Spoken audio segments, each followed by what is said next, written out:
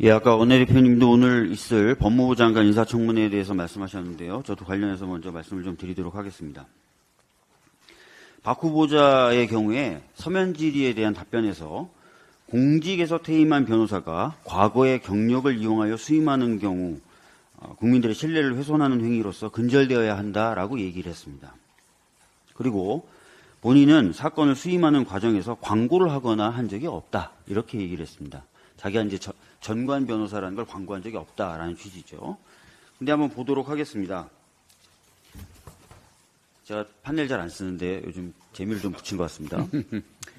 예, 박성재 후보가 소속돼 있는 법무법인의 홈페이지에 이렇게 되어 있습니다. 판검사 출신 변호사가 별도의 란으로 구별되어 있고요.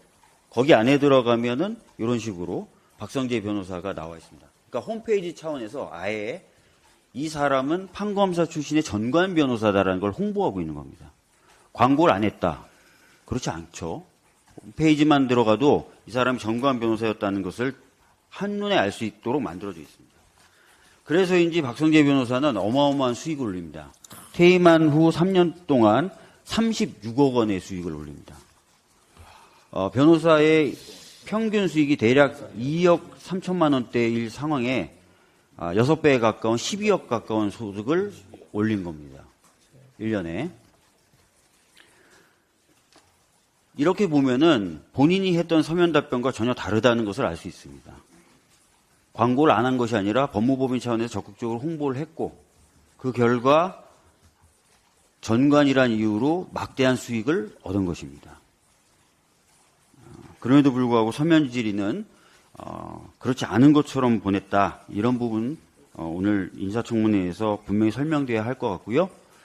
그리고 본인이 퇴임한 이후에 여러 회사의 사회이사와 감사로 등재가 되어 있는데 외국에 있을 때도 이사회나 감사회에 출석한 것처럼 자료를 제출했습니다. 과연 그런 것이 가능한지 이런 것도 한번 짚어보도록 하겠습니다. 지금까지 드러난 모습을 보면 박성재 후보자는 검사 사회에서 얘기하는 소위 무난한 검사로 보입니다. 검사 사회에서 소위 말하는 무난한 검사라는 건 뭐냐면 검찰이라는 가문의 영광을 위해서 검찰 식구를 감싸줍니다. 아까 원내대표님도 말씀하셨지만 윤우진 사건 이런 것들이 그렇죠. 그 다음에 퇴직 후에는 빛나는 검찰 가문의 후광을 입고 돈을 많이 법니다.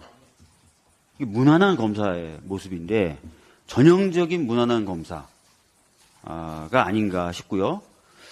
만약에 진짜 그렇다면 법무부 장관 또 새로운 사회에 걸맞는 법무부 장관으로서는 부족한 것이 아닌가라는 생각이 듭니다.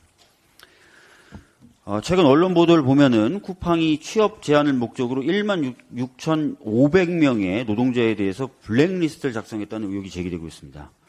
2020년 과로사로 사망했던 장덕준 씨는 동료와 나눈 문자에서 블랙에 올라갈까 봐 걱정하고 있었습니다. 그때 제기되었었던 쿠팡의 블랙리스트가 실존한다는 정황이 보도를 통해 드러난 것입니다. 문제가 된 리스트에는 노동자의 이름, 생년, 월일, 연락처 등 개인정보와 함께 사유가 적혀 있었는데 욕설을 한다라든지 허위사실 유포한다라든지 정상적인 업무 수행이 불가능하다라든지 이런 것들이 적혀 있었습니다.